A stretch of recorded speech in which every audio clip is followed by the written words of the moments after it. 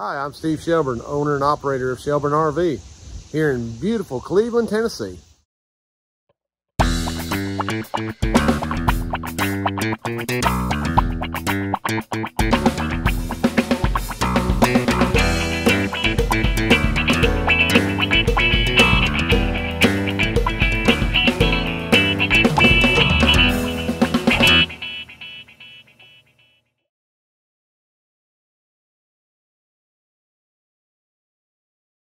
Well, good morning. Welcome back.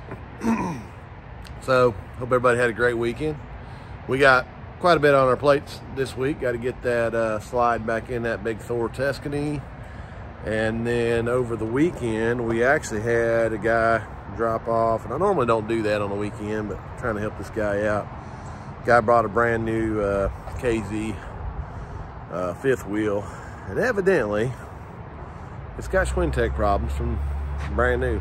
So I guess him and the owner of the place he bought it from got a little on the sides, got a little sideways with each other, and so it ended up here. So we're gonna see what we can do with that today, because that's kind of an emergency deal. He's trying to go on a trip. And then we've got this one came in this big Prevost built out by Featherlite, and we're gonna do everything we can to help this guy. This one here has actually got an old, it's got an old SCS basement area in it, and those were the same footprint as the ones that came out of the Alphas. And so he's got a compressor that's bad, so I'm gonna see what I can do with that. I feel like that's something we can take care of, because obviously it should run exactly like the basement air does in the Coleman. But obviously, being SCS, they've been out of business for several years. So we're going to tear into that one here first thing this morning, see what we got going on with it. But yeah, maybe if I can get that one under control, then maybe I can fix some of you guys' other ones that have, you know, there's no help for on some of those. So the boys are getting ready to roll in here. We're going to get going here in a minute. Welcome back.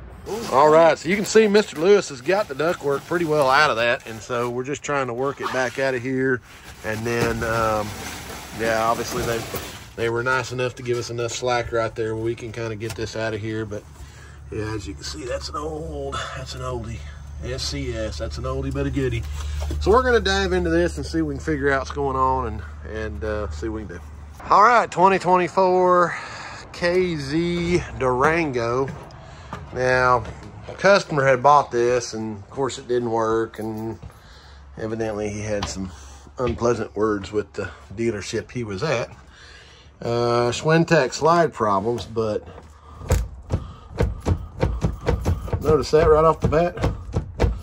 So, pretty certain we got a bad motor there, but you know, that's a bad deal right off the bat. So not sure what's going on with that. They're gonna dive into that here in just a second, but yeah, right out the gate, you know, the column's all whacked out. So we're gonna have to just dive into it and see what happens. All right, so Mr. Lewis and I have this SCS out, and they had taps on these, which, you know, you guys know my feeling about it. This tap actually was leaking. There's oil residue all over that. We have hot wired this unit, and this one does run. Compressor number 1 does not run. Now, I just went ahead and put a hot wire to it, and so we're going to go in here and test our voltage. And as you can see right there, by testing that, we've got 105 volts. Now, the problem that I'm seeing right off the bat is that white wire, which I am putting power on, would normally not have power on it, because that's the neutral that should have been over here on the run, and the black wire should have been over here on the common. And so these two got put on wrong, and that's what's burned this compressor up. We got power to the compressor and it's give up the ghost. So whoever put this in here didn't wire that correctly, and so, you know, we're putting power where power shouldn't have been, and neutrals where neutral shouldn't have been, and that's what got this compressor. So we're going to go in here and change out this compressor. We're going to fix those wires, and then we're going to pull a vacuum on this and get it all charged back up and see what we got. All right, so diving into this SCS a little bit more. Now, this is the only diagram I have. There's no wiring diagram associated with this. So I'm looking at this unit trying to make sure it's wired correctly, and it is not. And so it probably was for the original wiring, because remember we saw the wires on the head. The black wire was actually in the wrong place on there.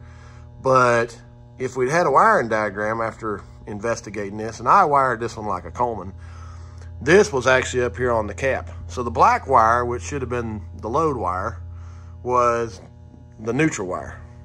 And so it probably was correct on the cap, but where the screw up came is on this board originally, they had these plugs, and you can see those are keyed, so they only plug in one way. And so what ended up happening after I dove into this and why this compressor went bad is because somebody went in here, the plug burned out, and somebody went in here and soldered these wires directly to the board. Now that's a great way to fix that problem. The problem is they didn't check their polarity when they did it, and so the polarity was wrong there, and that's what caused that compressor to burn up. So the problem comes back to, guys, I've only ever worked on one SCS before. This company's been gone obviously a long time, and if you go online and start trying to Google this, the information, it's gone. It's just gone. So trying to help this guy, this is a pretty nice Prevost bus. I guess it could be updated with a Coleman, but he'd really like to fix what he's got. And we have fixed what he's got, but again, not having a wiring diagram or any information on there, I kind of had to pick through and figure out what's going on. And again, the only experience I have is with Coleman.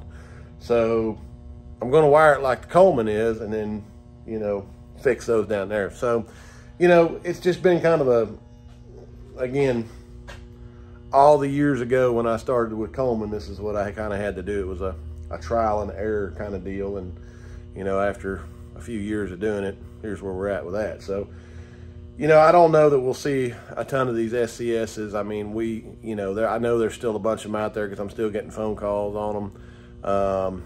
The only thing that's kind of scary on those is just, the electronics. And yes, I probably, now that I see this, I probably could put the Coleman board, lifeline, and thermostat on the SCS and probably make it work. And like I said, we've changed out the compressor. We've done that. I don't know about fan motors. That would be a whole nother conversation. Maybe we can find them, maybe we can't. I don't know. Again, if I can update it to a Coleman, that's what we're going to do. But there are those instances where, they're gone. So anyways, we're going to be getting that one. We're going to take it back out to the coach. We're going to test it out there. I've already tested the compressor in here, but I want to test it with his thermostat and all that.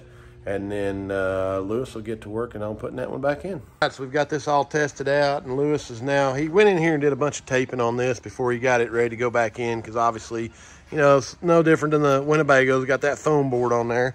So he did put that nice little gasket on there. Excuse me, they had it siliconed. He put that nice gasket on there. So once he gets that done, then this whole unit will slide in here. And we did test run it with the coach power and the thermostat, because I don't have a thermostat to test it with.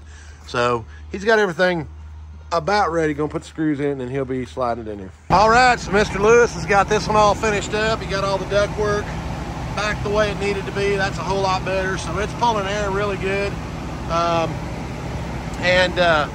When he did the test on the inside, he had 18-degree differential on that one. So this one's all finished up and getting ready to head out. All right, so a little bit of work on that one, but we got him all fixed up, and his wife was nice and cold in the bus when Mr. Lewis got everything finished up. So that one was built out by Featherlite.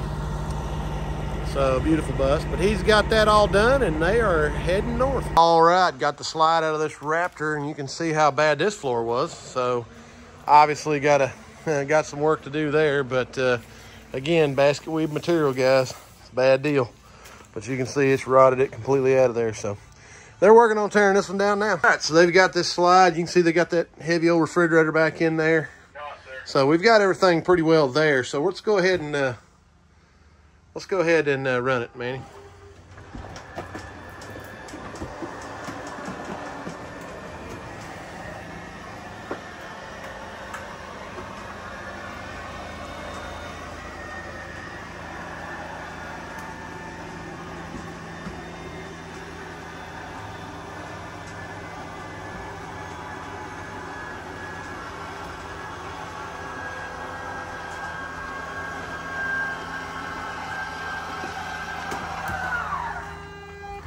So much better. Now, we had some issues once they got it going.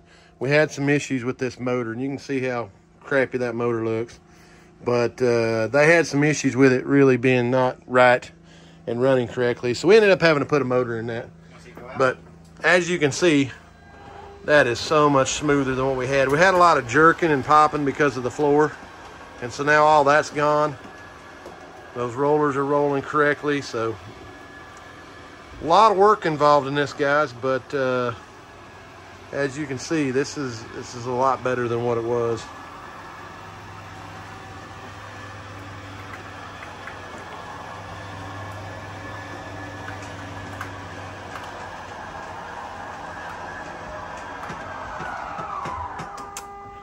There you go. So they just got they got to rebuild the bathroom wall tomorrow, but we're heading in the right direction here. So next project this morning is this Winnebago Journey and 6537 unit in this one. When I put the test box on it, nothing ran. It never would. The indoor fan would run, but nothing would come on. So he did have the original control board on that, so we went ahead and updated that. I've been running this now for about 30 minutes or so. This is compressor 2, 6.16, compressor 1. So we're definitely within our plus or minus 1 amp. So I've had this thing running. Let's go in here and see what kind of temperatures I got. So, of course, the thermometer's in the ceiling right there. And we're showing 40.5. And the thermostat says 68. That's 27-degree differential. So, obviously, I'm pretty happy with that. So, this one here appears to just had an issue with the control board. So I'm gonna button everything back up and send him on his way. All right, so we're back here in the Tuscany and they've got everything buttoned up. Now remember that wall, we had to take all that paneling off to get that to that Schwintek. So now they've got it all put back together and trimmed out. And yeah, I mean, a lot of hours in doing this, but that you saw in the video previous to this, how well that slide room was sliding in and out. And there's a lot of weight in here, so they did just an excellent job on that. I'm real proud of them for doing that. So we had a customer that had their camper in here for repair. The repair was done in December, and they didn't pick up till March. And they've had it up at a campground, about an hour from here. And they called and said that there was water going everywhere, and that, we must not have winterized the camper. Well, guys, in the wintertime, when you check in down there, we give you the option, the winterized or not winterized. I mean, I got to assume that you read the manual and you understand how that works in the cold weather, and that if it is cold, you may need to winterize. So, again, if you deny the service down there, I got to assume that you took care of it. Well, they had got out there, and of course, they've been out there for a week or so. Then they're calling, very upset because there's water everywhere. Of course, the service manager's trying to work through things. We want to take care of the customer. We want to get it figured out, figure out what we did. But we went back and looked on the paperwork, and they had denied the winterization service, which, not to say it wasn't winterized, it may have been winterized. So they were obviously frustrated. So we sent the mobile service team out there to see what was going on. And the mobile service guy, first thing he did was check the water pressure at the camper. And the customer actually had 120 pounds of water pressure at the camper. Now, again, I gotta assume that you guys are reading your manuals when you buy these campers, and we always encourage people, if they're going to be out different campsites, please make sure you have a pressure regulator on there, because pressure regulator keeps the pressure at 50 pounds. Well, they had 120 pounds of water pressure. So he had a conversation with the customer on that, and they had a quick change of heart on all the other stuff. They sure didn't want to call up here and apologize for how they talked to us about it. This is what we deal with, guys. I mean, I can only do so much for you. I got to assume that you own an RV. You're going to be reading the manuals and understanding how to use it properly. And, you know, a lot of people bring that stuff up here, and then they just assume we're going to take care of this and take care of that. And, you know, again, I'm only going to do what you asked me to do. You know, this comes back to a conversation we had about people coming picking up their campers, and they'll come back up to the office and complain that the battery's dead. Well, when we take it down there, we turn the power off. We turn the disconnect off, because what would happen is we would have campers that would go down there, and yeah, I'll be there today. 2 weeks later, they come to pick the camper up and the battery's dead. Well, you ruined my batteries. So we just made it a policy across the board that every time we take a camper down there, we cut the battery off. So then we get those customers, well, I've never cut that off, and I can't believe you did that. And, you know, so you can't win for lose. You cut the battery off to save the battery. You leave the battery on to help them. You know, you can't win for lose. So my little rant for this morning, just wanted to share with you guys. Project in here in the shop is this big Jacyco Seneca. Now, the customer had been in here trying to take this shield off, and obviously he's gotten into the paint a little bit. So he's tried and gave up, and so we're gonna get in here now and start working on taking that off. Now, obviously we've got to do these sides too, because they've got the shield on that, and it's got the shield on the other side, along with the cover over the door, and then over the kick panel. So they're gonna start on that now. Another little project in here is this little Pioneer. Now, the customer put these around here because he was afraid the motor on this Schwintech was bad, and he actually came in here. He initially thought it was a bad control board, so he popped both the motors out to get it in, and then put a strap all the way around the roof of this thing. Well, they got in here testing. It did have a bad controller, and it did have a bad motor on this end, which obviously is a little bit of a nightmare to get to. So they've changed out this motor, of course, to get to all that. You see what has to happen. So they've got that in there, and they're retesting it now, and then they'll work on starting putting the fascia in there. All right, well, they got this little camper all finished up, got the fascia back on, and the slides all working correctly. So as you can see, they've got that one done, and it's ready to go back to its owner. Also, back here working on this big Jacyco, and you can see where the customer had tried taking this off himself, and obviously they've scratched the paint pretty well. You know, it's just what it was. They didn't have the right stuff to do that, but they've been back here working on getting the other. He's got the shield off, as you can see, and he's just working on the glue at the moment. Mr. Mitch has got this floor all wrapped and ready to go back on this one, so they're working on doing a little bit of updating here. They had some issues with the sides being rotted out, and the customer, he wants to take care of this himself, so we told him we'd get it all taken out of there. And then there's the carpet, the new carpet to go on top of the floor when it's all done. Here's something you don't see very often. What are you doing, Gary? Trying to figure out why I got 12-volt power here, 12-volt power across the thermostat, not even trying to ignite. So you called in a professional? Yes. I put on a UIB board, nothing. So we're trying the old. All right, so we're going to put a different board on there and retry. All right. Well, Cousin Gary will get it under control, I'm sure. All right, well, that's going to finish us up here this week at Shelburne RV. Now, Jan and I and two of the technicians will actually be going up to Indiana next week. We're going to go to the Lippert Training School, so we'll be up there doing that. But we are going to, got my trailer loaded full of cores, ready to go back to Pines Refrigeration in beautiful Shipshewana, Indiana. So I'll see if we can get some video of that while we're in there and see what they have to say. But and then we're going to run by JC Refrigeration and pop in there and say hi to them.